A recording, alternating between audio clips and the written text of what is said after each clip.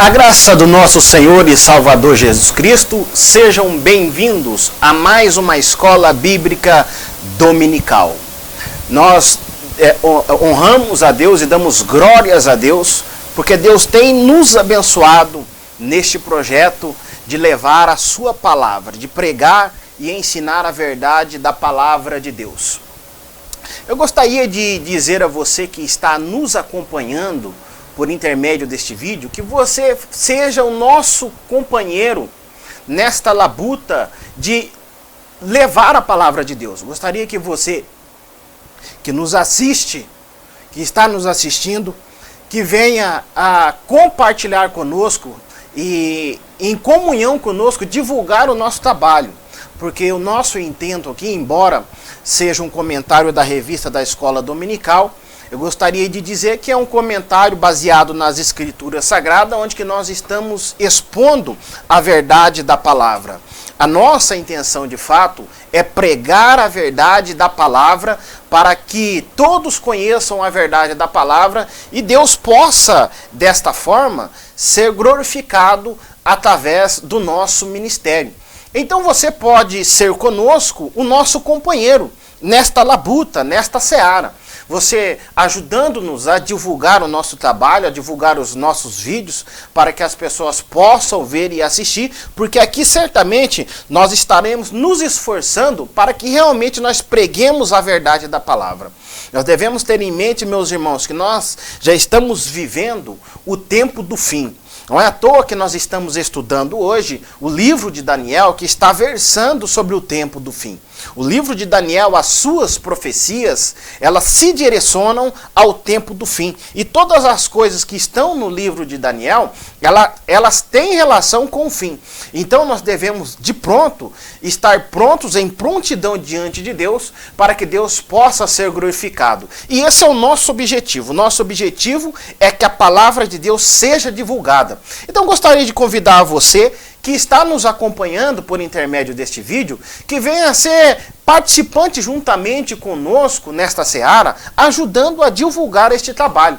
Convide as pessoas para que possa assistir esse vídeo, divulgue este vídeo, fale deste vídeo, porque aqui certamente nós estaremos falando a verdade da palavra de Deus sem rodeio.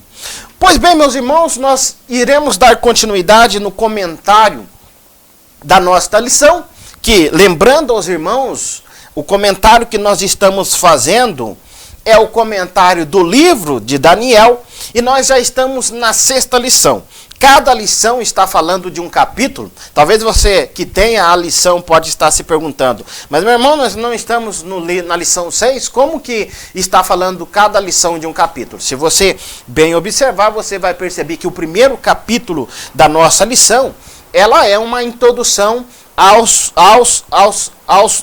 ao livro de Daniel. Então, sendo uma introdução, não está falando de um capítulo específico. A partir do capítulo 2, nós já estamos então falando de cada capítulo em uma lição. E nós já estamos na 6ª lição. E a lição de hoje que nós iremos comentar fala sobre a queda do Império Babilônico.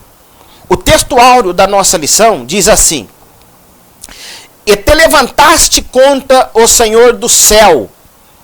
Além disso, deste louvores aos deuses de prata, de ouro, de cobre, de ferro, de madeira e de pedra, que não veem, não ouvem, nem sabem, mas a Deus, em cuja mão está a tua vida e todos os teus caminhos, a ele não glorificaste."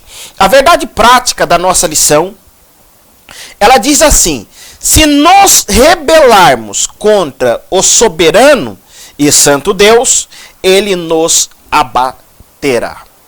O texto da nossa lição, base da nossa lição, se encontra no livro de Daniel, do capítulo de número 5. Se você não tem a lição, então você pode nos acompanhar por intermédio das Escrituras Sagradas, que nos diz assim: a partir do capítulo 5, nós iremos ler o versículo de número 2, depois nós vamos pular para o versículo de número 22 e ler até o versículo de número 30, que diz assim a palavra de Deus: o rei Belsazar deu um grande banquete a 1000 dos seus grandes e bebeu vinho na presença dos 1000.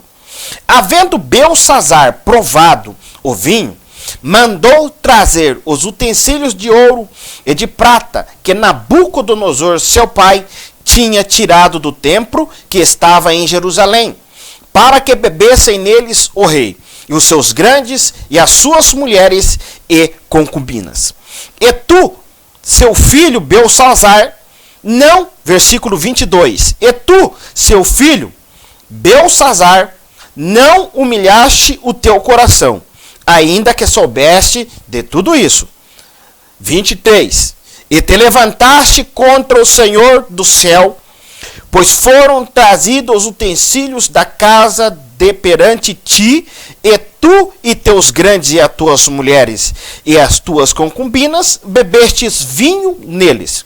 Além disso, deste louvores aos deuses de prata, de ouro, de cobre e de ferro, de madeira e de pedra, que não veem, não ouvem, nem sabem, mas a Deus, em cuja mão está a tua vida e todos os teus caminhos, a ele não glorificastes.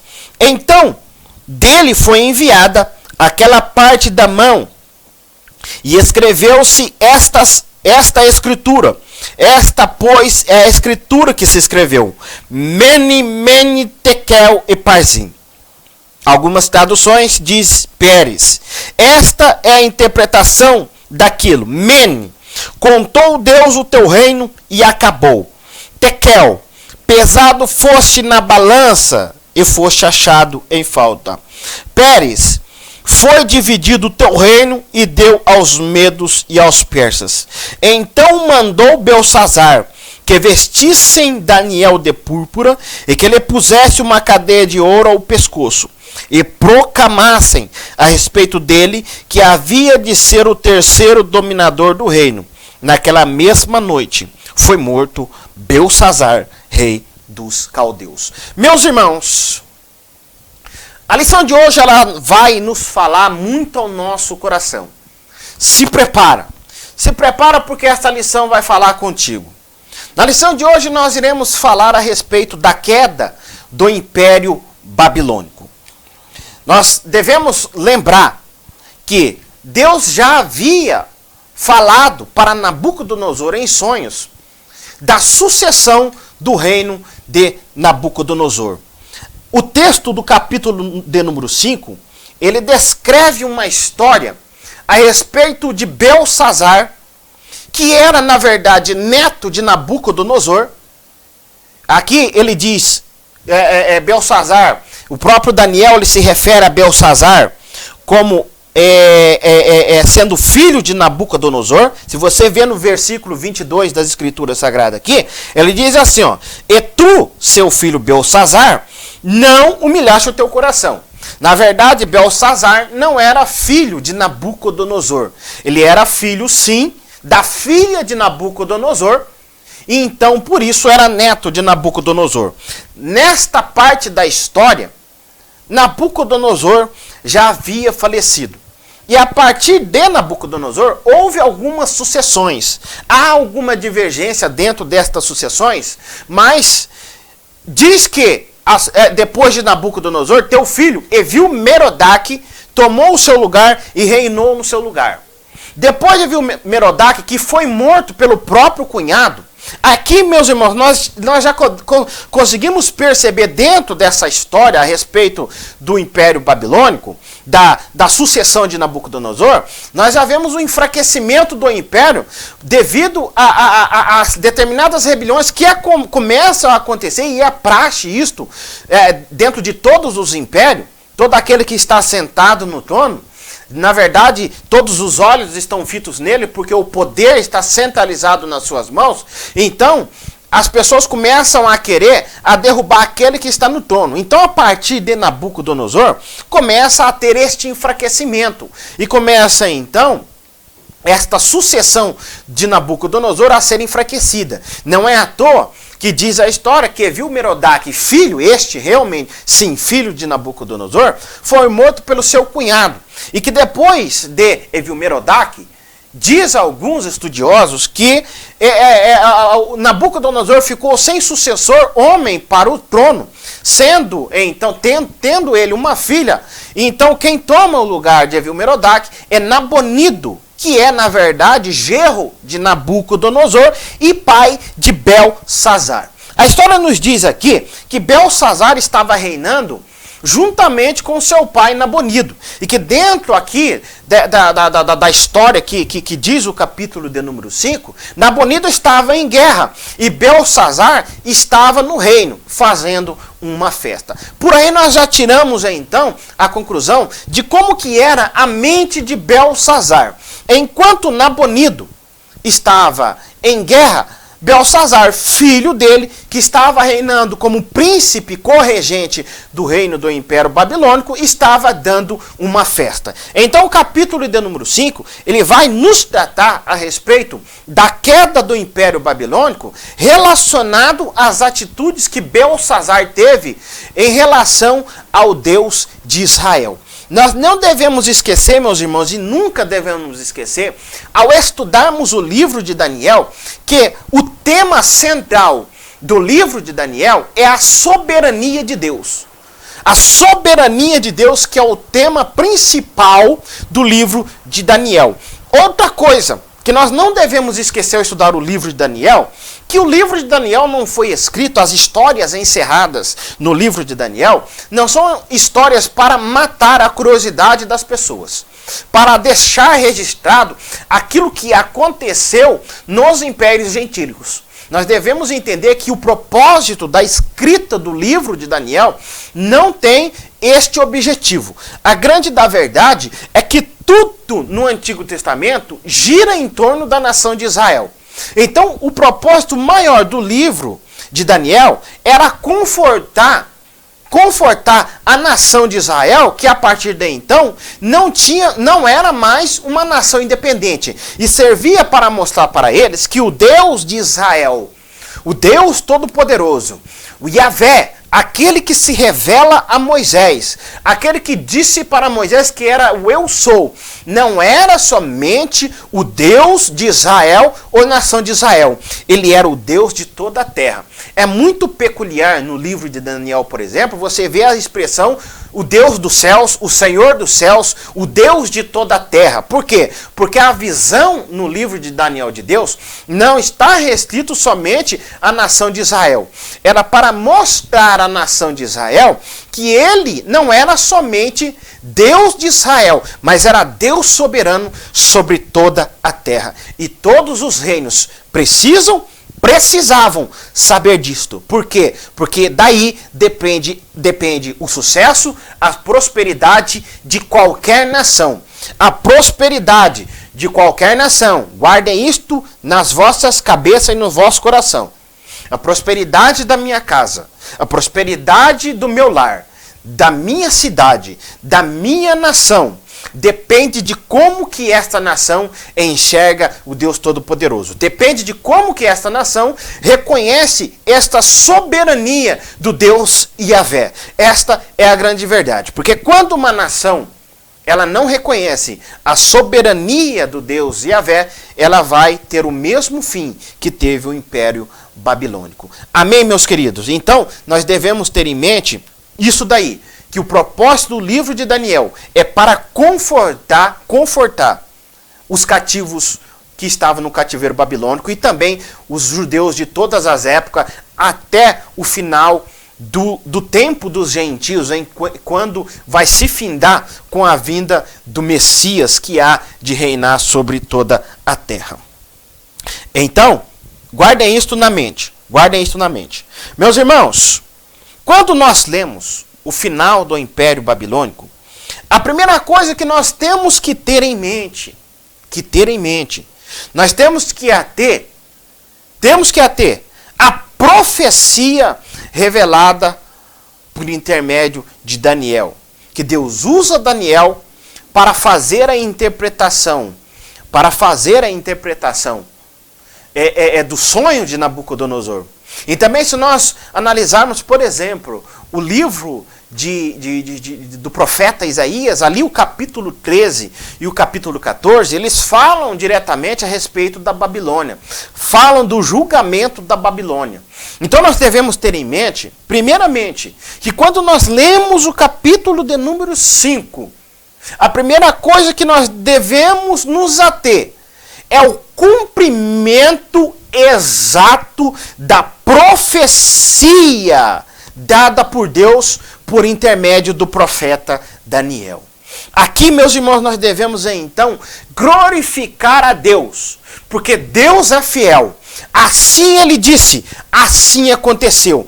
Por quê? Se você pegar, por exemplo, se você pegar o livro do profeta Isaías, a partir do capítulo de número 40, se você pegar o livro de Isaías, por exemplo, do profeta Isaías, você vai perceber que ele é uma mini escritura sagrada. Se você perceber o livro de Isaías, você vai ver que tem exatamente na divisão do livro de Isaías, os livros da Bíblia, em número dos livros da Bíblia. Cada capítulo do livro de Isaías tem exatamente o total de número de livros escritos na Bíblia. Se você pegar o Antigo Testamento, você vai perceber que ele tem 39 livros no Antigo Testamento. E o livro, o Novo Testamento, 26 livros. Se você pegar 27 livros, se você pegar, por exemplo, o livro de Isaías, você vai ver que ele vai até ao capítulo de número 39, e trata a respeito de uma situação. A partir do capítulo 40, Deus muda no livro de Isaías o cenário e começa a falar exatamente a respeito da restauração de Israel. A respeito de um tempo em que começa a se focar no livro de Isaías a vinda do Messias, a vinda do servo sofredor, a vinda de Jesus para que morresse na cruz do Calvário. E a partir do capítulo 40 do livro de Isaías, Deus começa a falar exatamente, trazer já consolo antecipadamente àqueles que iriam ao cativeiro. Ali você vai perceber que Deus, ele fala a respeito da profecia, dizendo que eles perguntassem se algum outro Deus falou exatamente de coisas que deveriam acontecer. Então você percebe que, ao lermos este capítulo de número 5, a primeira coisa que nós temos que ter é que a profecia ela cumpre exatamente da forma como Deus disse. Deus disse que, através de um sonho revelado para Nabucodonosor, que o império babilônico, que era a cabeça de ouro, ele iria ter fim. Devido ao orgulho, à ostentação daquele reino, daquele império, ele iria ter fim. Outra coisa, meus irmãos, que nós devemos entender no livro do capítulo 5 de Daniel, é que quando ele fala a respeito da queda do Império Babilônico, não é a queda de um simples império. Se nós analisarmos, estudarmos o livro de Daniel, que é um livro profético, nós vamos perceber que todas as situações históricas são situações tipológicas, que estão tipificando algo que vai acontecer ainda no futuro. E quando nós pegamos a queda do Império Babilônico, nós devemos lembrar que o Império Babilônico ele é a cabeça de ouro. O Império Babilônico ele é o início do tempo dos gentios, de uma época em que surgem impérios que dominam o mundo todo. Se você pegar todos os impérios, todos os reinos que houveram antes do Império Babilônico, você vai perceber que eles não tiveram, embora dissessem que era o reino que dominava o mundo, eles não tiveram um domínio completamente do mundo todo. A partir do Império Babilônico, nós vemos que há um domínio completo de todas as nações. Todas as nações aqui começam a estar sob o domínio deste império. Então, começa o tempo dos gentios. O Império Babilônico, ele é um império que simboliza todos esses impérios por ser a cabeça de ouro. Meus irmãos, isto é algo muito interessante e muito sério. O Império Babilônico, ele é um império que simboliza todo o poder gentílico está sendo simbolizado aqui no Império Babilônico. Então, a queda do Império Babilônico era uma resposta que Deus estava dando aos próprios judeus, de que ele é o dominador da terra. e de todos aqueles que se levantaram e levantarão contra ele, há de caírem por terra, haverão de caírem em terra. Todos os reinos que se levantaram de certa forma contra a nação de Israel, eles haverão de ter fim, eles haverão de cair. Esta é a grande realidade e esta é a grande verdade. Aqui há uma tipificação de todos os reinos gentílicos. O Império Babilônico, ele simboliza todo este poder dominado pelos gentios, toda a ostentação.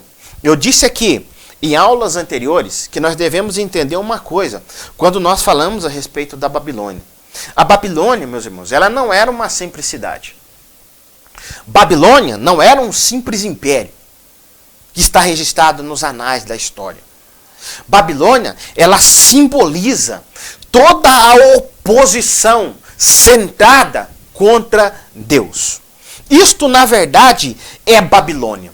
Não é simplesmente uma história de uma simples nação. A Babilônia, ela é o início da verdadeira oposição a Deus. Se nós voltarmos nas Escrituras Sagradas, nós iremos então ver o início da Babilônia. Olha só, vamos voltar um pouco no tempo das Escrituras Sagradas e ir a Gênesis, capítulo de número 10, capítulo de número 11. Gênesis, capítulo de número 11. Que vai dizer a respeito de um personagem que apareceu na terra. No 10, capítulo de número, versículo 8, diz assim, ó. Versículo 6. Os filhos de Cã, Cush, Misaim, Put e Canã. Os filhos de Cush, Seba, Avilá, Sabitá, Ramá, Sabetká. E os filhos de Ramá, Sabá e Dedã. Agora diz o versículo 8. Cush gerou a Nimrod, o qual começou a ser poderoso na terra. Nimrod, ele era bisneto de Noé e neto de Cã. Você se lembra quem era Cã? Cã era o filho de Noé que foi amaldiçoado pelo seu próprio pai por ter descobrido a sua nudez. E Nimrod, ele era neto de Cã. Nimrod, irmãos, é quem começou a verdadeira oposição contra Deus. Você vai ver no capítulo 11 de Gênesis, que diz assim: ora, em toda a terra havia apenas uma linguagem, uma só maneira de falar. Sucedeu que, partindo eles do Oriente, deram com uma planície na terra de Sinar, e habitaram ali. E disseram uns aos outros: vinde, façamos tijolos e queimemo-nos. Bem, os tijolos serviram-lhes de pedra e o betume de argamassa. Disseram: vinde, edifiquemos para nós uma cidade e uma torre, cujo topo chega até os céus, e tornemos célebre o nosso nome, para que não sejamos espalhados por toda a terra. Agora, para quem está desavisado com as Escrituras Sagradas, pode se perguntar assim, mas qual que é a importância que tem isso? Por que que isso se tornou uma rebelião contra Deus?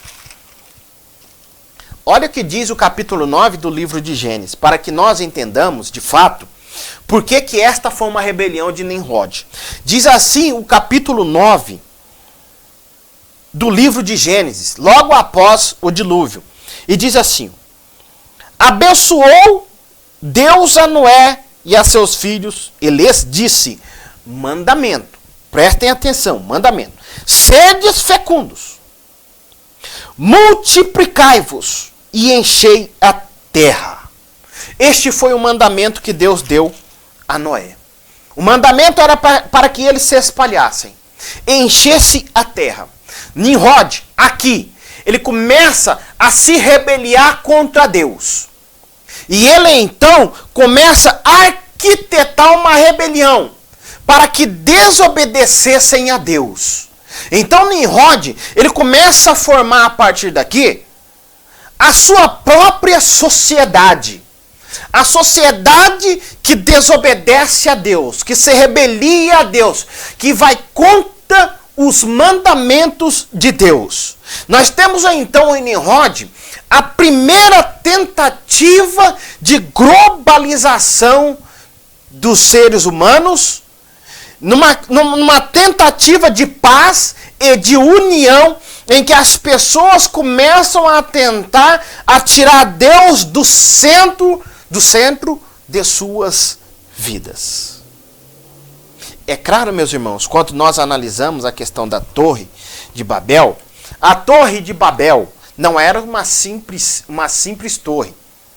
Se nós analisarmos, nós não temos aqui tempo, quem sabe em um outro vídeo nós falemos com detalhe a respeito deste assunto, mas se nós analisarmos o significado dos nomes, o nome Babel, ele tomou um significado para a própria, dentro do contexto judaico, o nome Babel, ele teve um significado que quer dizer confusão. Mas o verdadeiro significado de Babel, El, que é o nome em aramaico para Deus, que diz assim, portal de Deus. A Torre de Babel, ela era para servir de portal de Deus. Mas agora você me pergunta, bom, como que vai servir de portal de Deus a Torre de Babel, se Nimrod estava se rebelando contra Deus? Aqui você é inteligente, que você começa a raciocinar, que não era o portal para o Deus de Israel, o Deus Todo-Poderoso, Criador da Terra. Ali começa a se formar uma nova sociedade com um estilo peculiar de vida, com um sistema religioso próprio, a sociedade organizada contra Deus. Em Nimrod nós temos o início de uma sociedade que vai andar paralelo ao povo que obedece a Deus. Em Nimrod se forma um povo em que as suas atitudes está presente toda a forma de rebelião contra Deus. E nós vemos a partir do capítulo 12, olha para ver que as escrituras, os textos que estão nas escrituras sagradas, não são textos aleatórios. No capítulo 11 do livro de Gênesis, você vê a formação de uma nova sociedade, uma sociedade que se rebela contra Deus. Assim como você percebe no livro de Gênesis, capítulo de número 4 e 5 ali, que você vai perceber ali no início ali, 4 e 5, que há duas gerações. Gerações de Sete e gerações de Caim. As gerações de Caim são a geração daqueles que desobedecem a Deus. A geração de Sete são aqueles que invocam o nome do Senhor. Aqui em Gênesis capítulo de número 11, nós temos primeiro uma formação de uma sociedade que se rebela contra Deus, através de Nimrod. E no capítulo 12 de Gênesis, você já vê o chamado de Abraão, para que através de Abraão comece a formação de um povo que deveria obedecer a Deus. Meus irmãos, há muita história por detrás de Nimrod. Apocalipse capítulo de número 17, se você não quiser ler agora, você lê, você marca o capítulo e o versículo, para você ler depois, mas Apocalipse capítulo 17 diz assim: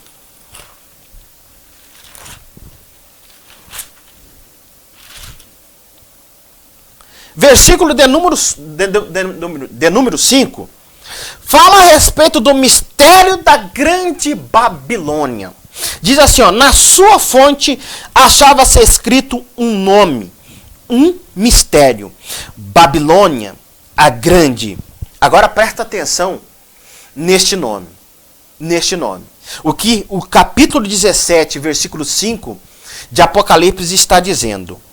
Na sua fonte achava-se escrito um nome, um mistério, Babilônia, a grande, a mãe das meretrizes e das abominações da terra. Então preste bem atenção. Aqui no capítulo 5 do livro de Daniel está tipificado a queda não somente de uma nação, mas está tipificado a queda de um sistema econômico e religioso. Aqui, esta situação, ela tipifica a queda do império que teve início com Nimrod, que se organiza, e foi Nimrod que construiu a cidade de Babilônia. É Nimrod que começa a construir Babel. A cidade de Babel, a cidade de Babilônia, ela teve início com Nimrod. Ali começa então a construir, meus irmãos, um sistema que vai perdurar, um sistema que vai influenciar todo o curso da civilização humana. Babel, aquilo que acontece no capítulo 11 de Gênesis, influencia todo o curso da história da humanidade, porque ali começa a nascer com Nimrod um sistema financeiro, comercial, político, religioso, a par de Deus. É um sistema que se rebelia contra Deus. É um sistema que tenta tirar Deus do cenário, porque o Deus Criador, o Deus que requer santidade, esse Deus das Escrituras Sagradas, ele não serve para a sociedade secular. Então a sociedade ela quer fazer uma forma, a forma deles própria, a forma peculiar deles de adoração, a forma de organização, mas a par do Deus de Israel. Então nós vemos prefigurado no capítulo 5, nesta história, a destruição deste sistema que se opôs contra Deus. A destruição da mãe das prostituições. A destruição do sistema religioso. A destruição do sistema de engano que começa em Babel, na Babilônia construída por Nimrod. Meus irmãos, se eu tivesse tempo aqui para falar a respeito, que é interessante falar a respeito disso, se eu tivesse tempo, eu falaria a respeito do mistério que cerca a Babilônia. Nós vemos hoje, por exemplo, aqui rapidinho, nós vemos hoje, por exemplo, a adoração de uma mulher com o teu filho. Para quem já adentrou, por exemplo, a Igreja Católica, você já deu de encontro, por exemplo, com uma mulher com uma criança nos braços. Se você já entrou numa igreja católica, você já viu esta imagem de uma mulher com uma criança nos braços. Rapidamente, para os irmãos entenderem como que se iniciou a idolatria e por que Babilônia, ela é a mãe das prostituições. Ela é a mãe do adultério e da fornicação espiritual, daquela fornicação e daquele adultério realmente que é abominável diante de Deus. Daquele adultério espiritual que fez a própria nação de Israel cair em idolatria. Este sistema corrupto. A história nos diz, a lenda nos diz, que Nimrod era casado com uma mulher chamada Semíramis. Esta mulher, que era esposa, alguns dizem que era mãe e esposa ao mesmo tempo de Nimrod. Há divergência aqui. Mas a grande da verdade é que ela era a esposa de Nimrod. A história nos diz que Nimrod morreu. Há alguém que diz que foi Sem que matou Nimrod. Nós não podemos provar isso. Mas Nimrod de fato foi morto. E após Nimrod ser morto, Semíramis se encontra grávida. Agora, Semíramis grávida, com Nimrod morto, vai se arquitetar um plano, uma história. Os irmãos devem se lembrar, por exemplo, que lá no início do livro de Gênesis há uma promessa. A promessa de um redentor que haveria de vir, a semente da mulher haveria de vir, haveria de nascer, para que vingasse a humanidade. Então, depois que Semíramis fica viúva, ela se encontra grávida. Há alguns que dizem que Semíramis estava grávida, mas não era de Nimrod. Mas foi objeto de uma traição. Mas Semíramis se encontra grávida e ela dá à luz a um filho chamado Tamuz. E há toda toda uma lenda que cerca a história de Tamuz. Há toda uma lenda que cerca de Tamuz. Alguns dizem que Semíramis ali, ela começa a inventar uma religião, porque diz ela que Tamuz o nascimento dele foi objeto de uma relação sobrenatural. Foi um evento sobrenatural. O nascimento de Tamuz foi sobrenatural. Alguns dizem que a história cercada de Tamuz é que Tamuz cresceu, resumindo bem essa história, que Tamuz cresceu e se encontrava dentro de uma mata caçando, quando Tamuz foi morto por um javali, um porco do mato. Tamuz foi morto. E agora Semíramis encontra Tamuz morto. E Tamuz foi colocado então em cima de um pau, em cima de um tronco de árvore. E Semíramis, ela começou a pregar e passar para as outras pessoas que Tamuz ressuscitou. Tamuz, sim, ele depois de morto, Tamuz então, resumindo bem a história, ressuscitou. E que aonde tinha sido colocado Tamuz, nasceu um pinheiro. Agora eu pergunto para você, essa história, meus irmãos, na verdade, ela é contada e ela traz uma certa veracidade. Nasceu um pinheiro. Eu pergunto para você, que dia do ano que se celebra, que época do ano que se celebra, onde as pessoas enchem uma determinada árvore cheia de presentes, cheia de bolinhas, cheia de luzes, um certo pinheiro, uma certa comemoração que é comemorado, que está chegando neste período do ano. Esta prática, ela remonta à época de Nimrod, Semíramis e Tamuz. Porque diz a lenda que Tamuz foi colocado depois de morto em cima desse tronco e ali nasceu um pinheiro. E esse pinheiro, ele passou a ser objeto de adoração. Você vai ver nas escrituras sagradas, na história do povo de Israel, você vê na história de Israel, do povo de Israel, que Israel adorava, você vai ver uma referência certa, a adoração a pau, a tronco, a árvores. Então tem ligação com esta história a respeito de Semíramis e Tamuz. Aí você vai falar, mas será que isso é verdade, irmão? Será que isso é verdade? Essa história, será que tem verdade? A própria escritura, é claro, que ela não vai narrar o fato de uma forma detalhada, mas você vai perceber que a própria escritura faz referência a isso. Você quer que eu mostre isso na Bíblia para você? Olha o que está escrito no livro do profeta Ezequiel, que é um profeta do cativeiro babilônico. Nós estamos falando de Babel, da queda do Império Babilônico. Olha só o que o profeta Ezequiel vai dizer, capítulo de número 8 e versículo 14. A partir do versículo 13, diz assim: disse-me ainda, tornarás a ver maiores abominações que estão fazendo. Deus levou o profeta em visão para que ele visse o que estava por detrás da adoração falsa dos sacerdotes do povo de Judá. E diz assim o versículo 14 de Ezequiel capítulo 8. Levou-me à entrada da porta da casa do Senhor, que está no lado do norte, e eis que estavam ali mulheres assentadas chorando a Tamuz. Disse meu filho do homem, verás ainda abominações maiores do que essa. Tem uma certa veracidade ou não tem a história?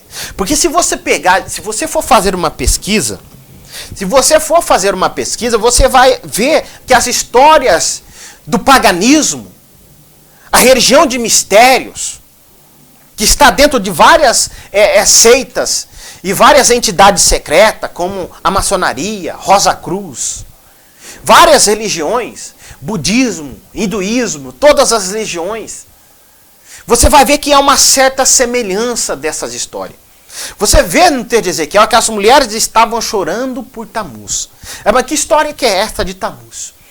Há uma vertente que diz que quando Semíramis encontra Tamuz morto, elas vão lamentar e chorar a morte de Tamuz por 40 dias. Jejuaram e choraram a Tamuz. E esta prática passou a ser uma prática, então, em muitas religiões daquela época. E aqui você vê no livro de Ezequiel que realmente é veraz essa história. Então, a partir dali, de Semíramis, que é a mãe, que na verdade era a sacerdotisa, Nimrod era aquele que cuidava da política.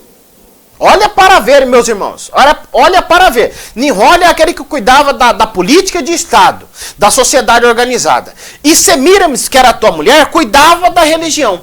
A partir dela é que começa a nascer toda essa trajetória de idolatria. Eu disse para você, desta imagem de uma mulher com a criança no braço. Você vai ver que todas as nações, ela tem uma relação de uma mulher com uma criança. A relação de Semíramis com Tamuz, lá, esposa de Nimrod.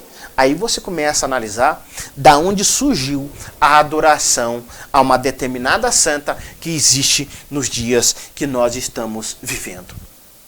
A adoração da mãe e a adoração do filho. Aí você vai vendo como que surgiu esta adoração. E de fato, esta adoração, ela é pagã. Ela veio do paganismo. Então você percebe que a Babilônia, ela foi a mãe das prostituições. Por quê? Porque é a partir da Babilônia que a prostituição, ela começa a ter uma relação com o religioso. Ela começa a ter esta relação com o religioso. Então a Babilônia aqui, meus irmãos, aqui, ela não é um simples império. Ela está tipificando a queda está tipificando a queda deste império, que é o império da onde foi gerado todos os outros impérios, com a mesma característica da Babilônia, de um reino ou império oposto e que se opõe a Deus, de uma sociedade organizada, de um reino organizado e que se levanta em oposição contra Deus. Você percebe, meus irmãos, que Satanás ele tenta inventar e copiar a história semelhante, ou seja, a falsa religião, ela conduz a sua trajetória através do engano, através da religião falsa. Então você percebe que o engano nasce na Babilônia. A falsa religião, ela nasce por intermédio da Babilônia. Você vê que isso perdura até os dias de hoje, este engano. O engano das religiões. Então você percebe que ela gerou tudo isso. O Império Babilônico é a cabeça de ouro. É a cabeça em quem todos os objetivos já estão delineados. Todas as religiões, todas as nações, elas vão sendo influenciadas por esse sistema religioso enganoso, em que se rebelia contra Deus e da onde sai todas as idolatrias. A destruição deste império por Deus, mostrando para o povo judeu que não era um simples império e que Deus estava comandando a história e que o fim das nações que se rebeliam contra Deus e que o fim daquele império que é a origem, que é a matriz, a raiz de toda a idolatria, o fim dele é a queda, aonde Deus vai a partir do fim deste império, porque aqui nós vemos a Babilônia material, a nação histórica sendo destruída, mas que ela é tipificada aqui, o símbolo da Babilônia mística, e que tem influência entre todas as nações. Todas as nações são influenciadas por esta Babilônia. Ideia de Babilônia é um estilo de vida, uma filosofia de vida, uma sociedade organizada em oposição contra Deus. Toda sociedade que se organiza em oposição ao Deus de Israel, ela tem como origem a Babilônia. Então aqui está tipificado isto. Esta história, esta lenda em torno de Nimrod e Semíramis influencia todas as outras religiões. Você vai ver que nas outras religiões mudam-se só os nomes, mas a ideia de religião, de engano, é o mesmo que tem origem na Babilônia. Meus irmãos, nós não temos tempos para detalhar a respeito deste assunto. Basta saber que esta história, ela está sendo tipificada. O que está acontecendo no capítulo 5 é uma tipificação, é uma tipologia da queda final que a Babilônia vai ter, que está registrado no livro de Apocalipse. O livro de Apocalipse registra a derrota final da Babilônia mística, que influenciou todas as nações. Mas agora, nós vemos que a profecia, que ela vem para declarar e convalidar aquilo que Deus disse, para dizer que Deus é fiel e Deus zela pelo cumprimento da sua palavra, o cumprimento da profecia. Ela declara a veracidade da palavra de Deus e dos seus profetas. E declara também, e serve para mim e para você, essa declaração da profecia, de nós colocarmos na nossa cabeça e no nosso coração, que somente o Deus de Israel é o Deus Todo-Poderoso. E todas as nações devem saber disto. Mas o capítulo 5 trata de uma história real. De uma história de um rei profano. De um rei cruel. De um rei que foi julgado por Deus. Foi julgado. As atitudes deste rei. As características de Belsazar são características de todo aquele poder, de todo monarca, de todo imperador que se levanta contra Deus, que se opõe contra Deus.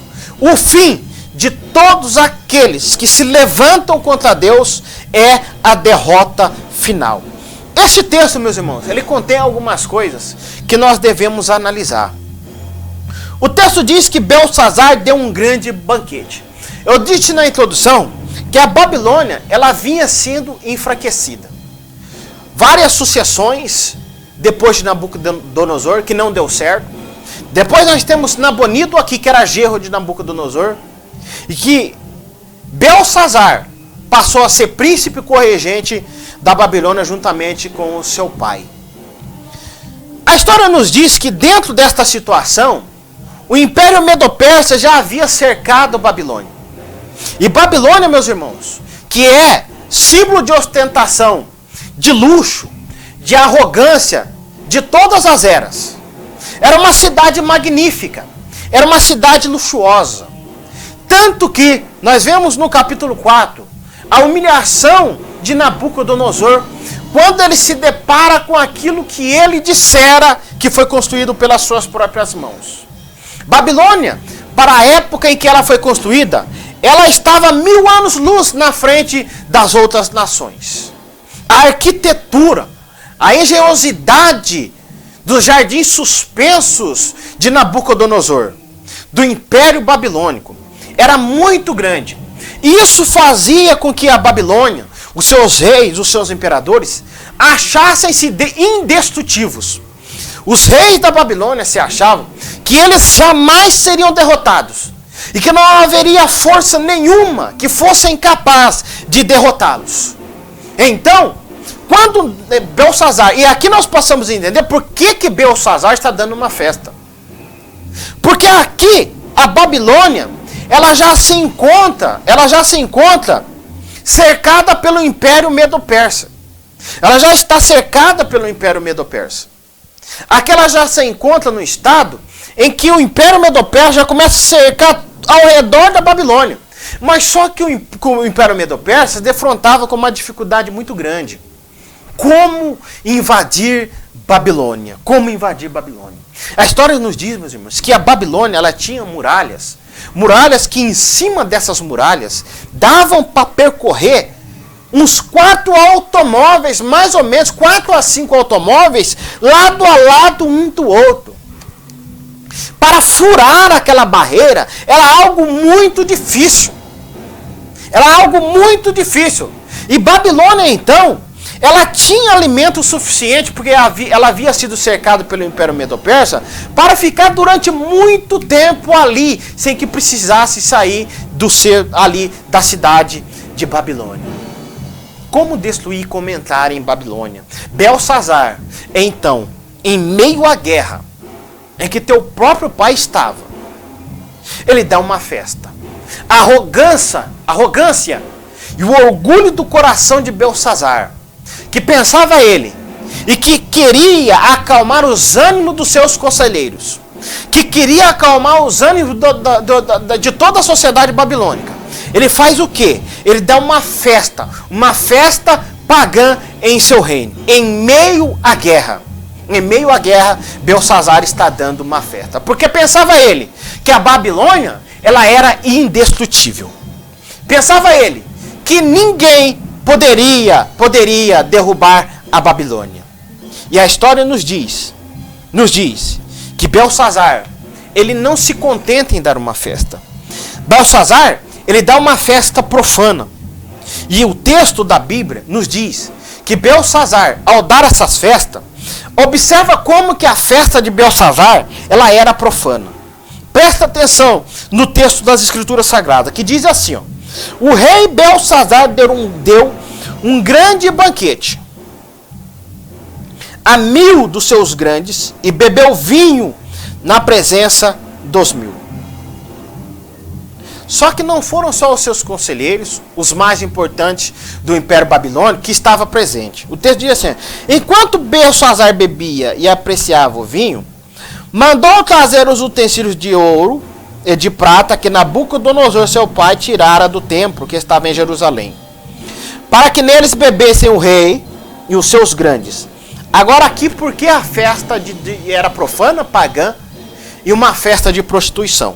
O texto diz assim, ó: para que os seus grandes, rei e seus grandes, e suas mulheres e concubinas bebessem.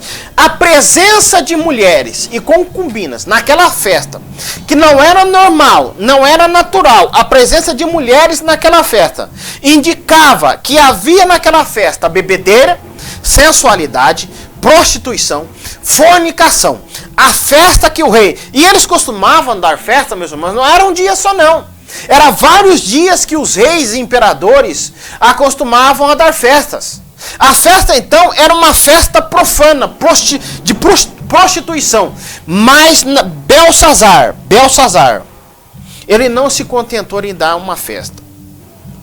Belsazar manda que fossem trazidos os utensílios que Nabucodonosor tirara do templo de Jerusalém, para que fossem bebido neles o vinho. Meus irmãos, aqui nós temos que fazer algumas análises. O fato de Nabucodonosor trazer os utensílios para a casa real, do tesouro real da Babilônia, surgir como algo normal e natural de uma tática, estratégia de guerra para a época. Mas desrespeitar os utensílios sagrados da outra nação não estava entre as estratégias e táticas de guerra. O que Belsazar faz aqui é algo ultrajante. Ao trazer os utensílios sagrados, Belsazar, ele estava selando a sua própria derrota, a sua própria destruição. Ele estava selando a tua própria ruína. O texto diz que ele mandou trazer os objetos sagrados para que nele fosse bebido vinhos. Agora eu pergunto para você, que está me acompanhando: para que servia esses utensílios na nação de Israel? Você se lembra que quando Deus, ele organizou a nação, o sistema cultual, ele estabeleceu regras para que o povo adorassem a ele. A adoração do povo a Deus, ela deveria ser feita, agora preste atenção no que eu vou dizer aqui. Ela deveria ser feita na nação de Israel, não do jeito que as pessoas imaginavam que devia ser. Elas deveriam ser exatamente da forma que Deus disse que deveria ser. Adoração, ela não parte, meus irmãos, a verdadeira adoração, ela não parte do ser humano para Deus. Mas a verdadeira adoração, ela parte do ser humano para Deus, quando essa adoração, ela é baseada na verdade revelada através de Deus. É Deus quem diz a forma que eu devo adorar. Não é eu que invento meio para que eu possa adorar a Deus. É Deus quem me dá a forma correta para que ele seja adorado por mim.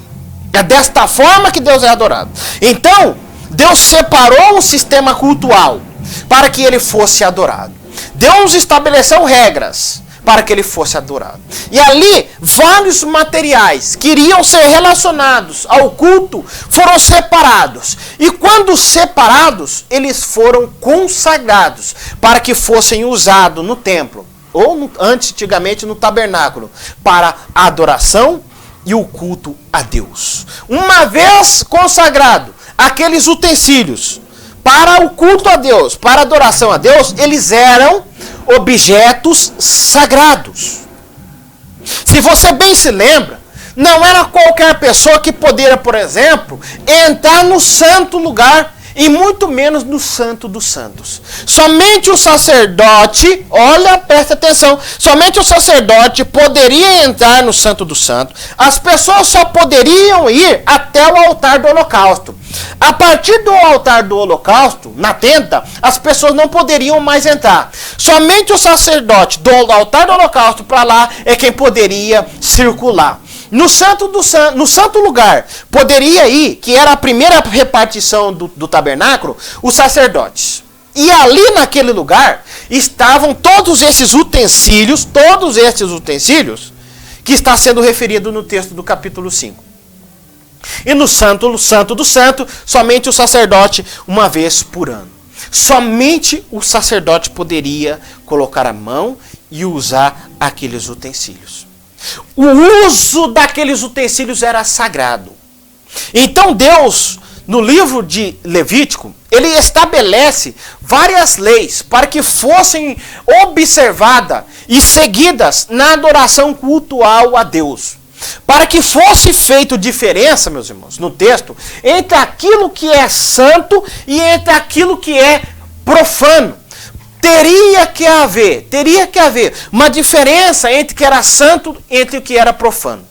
A palavra profano, ela tem o seu significado maior dentro desse relacionamento cultual e sagrado, dentro de um ritual de culto. Todos os objetos que são consagrados, eles só devem ser usados para a adoração a Deus. Então aqueles utensílios que Nabucodonosor levou, o uso deles só serviam depois de consagrado para a adoração a Deus. Só servia para isso. Somente para isso que servia. Não serviria para outra coisa. Agora veja bem, a idolatria de Israel custou o cativeiro, tanto do Reino do Norte como o cativeiro de Judá. Agora eu pergunto para você, se o povo de Israel, que é o povo separado, peculiar, foi julgado por Deus por causa da sua arrogância, por causa da sua desobediência, como ficaria a situação de um rei pagão? Agora, meus irmãos, utensílio sagrado, o objetivo daqueles utensílios, depois de consagrado, somente servia para adoração a Deus. Aqui, é claro, eu não tenho tempo aqui de entrar, mas nós teremos oportunidade para falar mais sobre esse assunto. Nós temos a ideia da santidade de Deus. A Bíblia diz, no capítulo 18 de Levítico, que assim como Deus é santo, aquele que se aproxima dele também deve ser santo.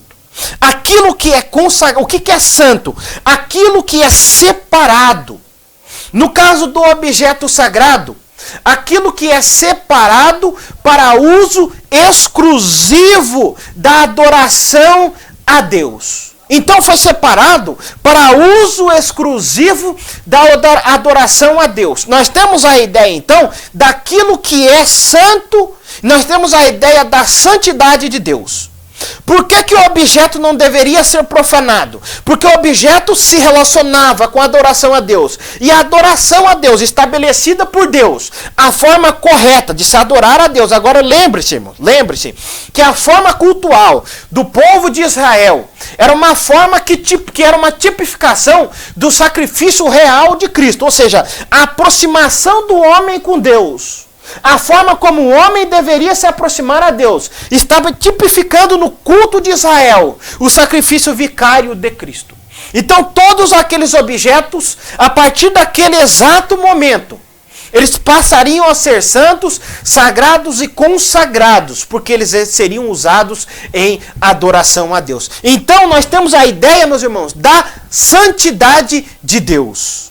A santidade de Deus, ela é um aferidor das próprias atitudes do Deus Todo-Poderoso, como também de todas as criaturas. E a santidade de Deus, ela é a essência da natureza divina. Deus, ele é puro em sua essência. E Deus não pode ser contaminado. Deus, ele é completamente transcendente no quesito de santidade da sua criatura. Mas ele é imanente porque em Jesus Cristo, ele se tornou acessível ao homem, para que o homem se aproximasse dele. Só que Deus, ele é santo. E aquilo que se aproxima dele, e aquilo que é usado em favor da sua adoração, também passa a ser santo. E tudo aquilo que adentra, meus irmãos, este campo, todo aquilo que adentra ao contexto divino, a esse espaço da santidade de Deus, é fulminado, porque o mal não pode prevalecer dentro da santidade de Deus. A santidade de Deus pede a fulminação de tudo aquilo que é pecado. A santidade de Deus pede a punição de tudo aquilo que é impuro. Aqui você já começa a associar comigo o pecado de Belsazar. Belsazar, ao usar os utensílios sagrados, ele não usa simplesmente alguns utensílios. Ele profana aquilo que era sagrado. Você me pergunta, meu irmão, o que é profano? O sentido da palavra profano, se você perguntar o que é profanar, é tornar imundo, é tornar impuro. Mas estas significações, ela tem significações no ritual sagrado. Porque aquilo que foi consagrado não pode, a partir deste momento, se misturar com aquilo que é comum, com aquilo que é profano. Profano é ser comum, profano é ser usual. Então nós temos a ideia daquilo que é profano, daquilo que está separado de Deus. Tudo que está separado de Deus é contaminado. Então o homem separado de Deus, ele é pecaminoso. Para se aproximar de Deus, ele precisa então ser santo. E somente em Jesus Cristo é que nós devemos nos santificar. Então, quando Belsazar, ele usa esses utensílios, ele profana aquilo que era sagrado e que tinha sido separado para uso exclusivo de Deus, do Deus Todo-Poderoso. O pecado de Belsazar foi um pecado gravíssimo e terrível. Por todos aqueles que cometem este pecado, eles são dignos de morte. Eles têm que ser punidos, porque profana a santidade de Deus. Torna usual aquilo que é santo, aquilo que é sagrado. Este é o resultado do pecado do homem. Aqui nós vemos, irmão, tipificado a característica central daquilo que é tipificado, de todo o pecado humano, de todo aquilo que é rejeição ao Deus Todo-Poderoso. E aqui eu quero abrir um parênteses. Belsazar, ele profanou aquilo que era sagrado. Ele não teve consideração pelo Deus de Israel. Você vai perceber que Daniel, ele vai dizer exatamente isso. Que Nabucodonosor, o pai dele, havia tido uma lição. E Belsazar teria que ter, meus irmãos, teria que ter aprendido com a lição do seu avô. Mas ele não aprendeu, porque Deus governava sobre as nações, era soberano sobre as nações. E Belsazar, ele não fez caso do Deus de Israel. Mas Deus, ele é longânimo. Deus, ele é benigno. E ele vai dando chance ao homem. Mas o texto vai nos dizer que todo pecado humano, que toda atitude humana contrária a Deus, ela tem um ápice, ela tem um fim. E ela chega a uma situação em que a partir daquele momento precisa ser julgado. Porque a partir dali não passa. Você vai perceber isso, por exemplo, no livro de Gênesis, capítulo 6. Que quando Deus derrama o dilúvio, é porque o pecado daquela geração chega ao ápice. Então precisa de julgamento. Aqui, Belsazar profana o sagrado. Faz comum. Ele une o sagrado à festa pagã. E Belsazar simplesmente, ele não faz uso do uso comum. Ele dedica aquela festa aos seus deuses pagãos. Aquilo que era usado para a consagração do Deus Todo-Poderoso, para a adoração do Deus Yahvé, o Deus de Israel, é usado para a adoração dos deuses babilônicos. Não teve outra coisa. O que Deus faz? Deus aí então julga Belsazar. E aqui está a característica de todo aquele que se levanta contra Deus, que diz assim: essa, pois, é a escritura e a mão de Deus, a mão que ele estava rejeitando, a mesma mão, ela vai escrever na parede, naquele lugar que ficava escrito, meus irmãos, todos os feitos heróicos dos imperadores babilônicos. O lugar que foi escrito era um lugar, era um memorial, onde estavam as vitórias de todos os reinos, de todos os imperadores. E Deus vai dizer: esta é, pois, a escritura, Mene, Mene, Tekel, Parzim, que diz assim: Mene, Mene, contou Deus o reino. Tekel, foste pesado na balança e achado em falta. Pérez, foi dividido o teu reino. Foi dividido o teu reino. Então mandou Belsazar que vestisse a Daniel de púrpura. Belsazar foi contado, foi pesado e foi achado em falta. Deus tem uma balança que julga os pecados da humanidade. Deus tem uma balança que julga o meu pecado e que julga o seu pecado também. Aqui, meus irmãos, nós temos a profanação. Agora, eu vou perguntar para você o seguinte: será que a igreja do Senhor não tem andado à semelhança de Belsazar? Será que a igreja do Senhor não tem andado nas mesmas pisadas do rei babilônico? A igreja não tem sido, alcoolizada, embriagada com vinho materialista do tempo que nós estamos vivendo? Será que a igreja não tem? Eu pergunto para você que está me vendo, que a igreja do Senhor, ela não tem usado o sagrado, não tem profanado, tornado comum, trazido para o sentido usual, pecaminoso do homem, aquilo que é sagrado para Deus. Eu vou dar um exemplo: o culto a Deus, ele tem servido somente para adorar a Deus, ou ele tem servido também como uma plataforma de adoração a vários ídolos que têm surgido na história, na rotina das nossas igrejas? Eu pergunto isto para você: será que a igreja ela não tem tido esta atitude? Será que a igreja não tem dado o seu altar para que políticos subam a esses altares e ali, meus irmãos, contaminem e profanem aquilo que Deus consagrou para que sirva somente para a sua adoração? Meus irmãos, nós devemos ter o exemplo de Belsazar, que Belsazar é um rei pagão, que tipifica todo o poder gentílico, sendo julgado ali, Deus demonstrando que todo pecado que é feito contra ele, porque aprenda uma coisa, toda a humanidade, e esse texto deixa isto claro, tem que reconhecer a soberania de Deus. Deus está governando sobre todas as coisas. Se Deus julgou a Israel, Deus vai julgar as pessoas lá de fora também. Deus está no controle de todas as coisas. Deus está no controle de todas as coisas. E todo aquele, meus irmãos, que é colocado na balança de Deus e é julgado o seu pecado, pesado o seu pecado, e é achado em falta, Deus vai julgar aquele homem. Aqueles que se assentam no poder, que estão no poder e fazem caso de Deus. Nós estamos vivendo um tempo em que os nossos governantes, por exemplo, eles não fazem caso de Deus. Quando perguntam de Deus para eles, Eles dizem assim, este Deus foi perguntado para esta senhora que está governando o Brasil. Você acredita em Deus? Sabe o que ela disse? Eu acredito numa força que é Deus. Ou seja, na força impessoal. No mesmo Deus que acredita na maçonaria. No mesmo Deus que acredita um hindu. Ou seja, elas não acreditam num Deus que é matéria.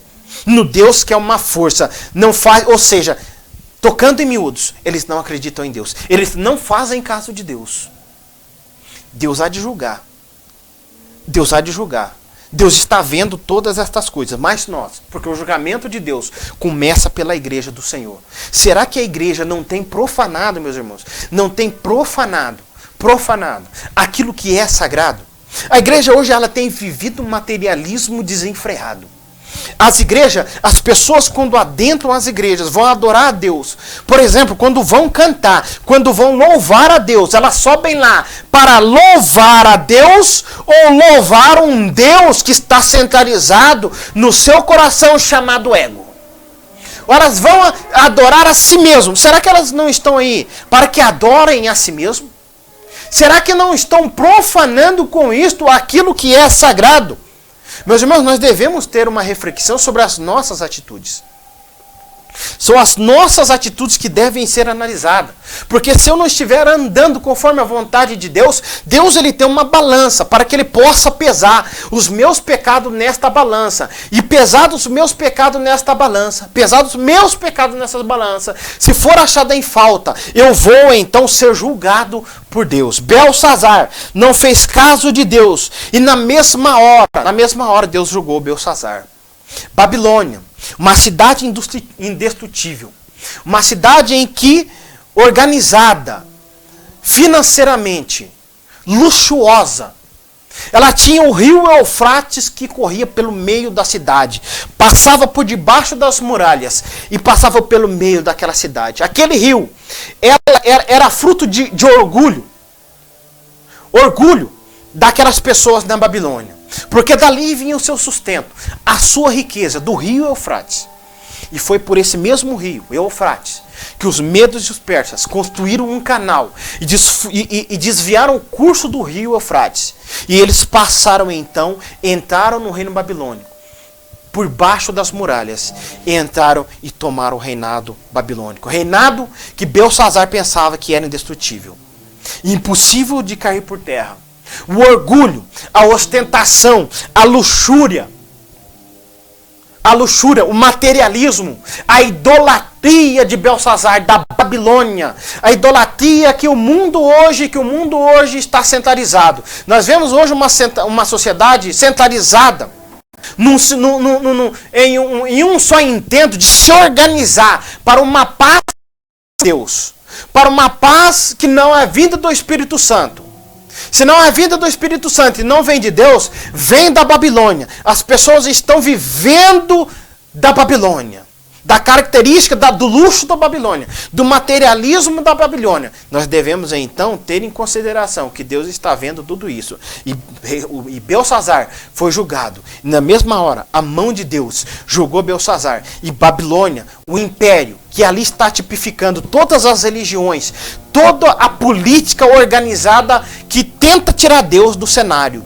Hoje a sociedade tenta tirar Deus do cenário. E a igreja hoje, ela tem feito o mesmo, através de práticas egoístas, através de palanques montados dentro da igreja, através de um estilo de vida que é baseado no ego, de um estilo de vida que é mais centralizado na pessoa mesmo do que nas outras pessoas, de um estilo de vida que não tem Deus como verdadeiro Deus. Se eu tenho Deus como verdadeiro Deus, eu tenho que fazer separação entre aquilo que é profano e aquilo que é sagrado. E que se eu fui separado para uso exclusivo de Deus, este corpo, ele foi separado para uso exclusivo de Deus. É templo do Espírito Santo. Se eu uso este corpo para outros fins, para prostituição, para fornicação, eu estou profanando aquilo que é sagrado. Então Deus ele vai me julgar, vai nos julgar. Nós devemos então, irmãos, ter em consideração que Deus ele está com a sua balança para pesar os nossos pecados. Que assim, como Belsazar, que teve uma festa profana, não considerou Deus de Israel, aquele Deus que vinha falando, que havia dito que aquele reino não iria passar, que estava ali para confortar a nação de Israel, que ele é o Deus soberano, que está sobre todas as coisas. Eu estou profanando aquilo que é sagrado, conforme fez Belsazar, tornando comum aquilo que é sagrado. Meus irmãos, o culto do Senhor, ele foi separado para o Senhor. A minha vida, ela foi feita para se dedicar exclusivamente a Deus. Será que eu não entronizei o reino babilônico dentro do meu coração? Pensem nisso, meus irmãos. Pensem nisso. Pensem nisso, porque Deus, ele é o soberano, que há de julgar sobre todas as coisas. Belsazar viu a mão de Deus. Viu a mão de Deus, escrevendo na parede, que dizia Mene, Mene, Tekel e Parzim. Contado foi o reino. Pesado foste na balança e achado em falta. E o teu reino foi dividido. Espero que Deus, ao nos colocar na sua balança, nos ache em falta. Que nós possamos nos achar na presença de Deus, conforme a sua vontade. E que Deus possa ter misericórdia da nossa vida. E que nós venhamos, meus irmãos, a partir de hoje, viver a verdade do Evangelho. Não usar a igreja para fins comerciais, financeiros, para nosso próprio intento, para a nossa própria vontade. Porque se nós fazemos da igreja isso, nós estamos vivendo a semelhança de Belsazar. E Deus, então, ele vai julgar, ele vai nos julgar e vai julgar a igreja de hoje. E nós devemos viver a verdade do Evangelho, conforme Deus quer. Porque a Bíblia diz no livro de Daniel, e deixa isso claro, que um dia Deus, o soberano, ele há de julgar, e ele há de julgar todas as coisas. E todo joelho há de se dobrar perante esse Deus, queira para o bem ou queira para o mal. Que nós venhamos a dobrar o nosso joelho para glorificar e adorar o Deus Todo-Poderoso. Divulgue o nosso trabalho, divulgue este vídeo, convide as pessoas, nos ajude a levar o Evangelho para o Brasil e também para o mundo.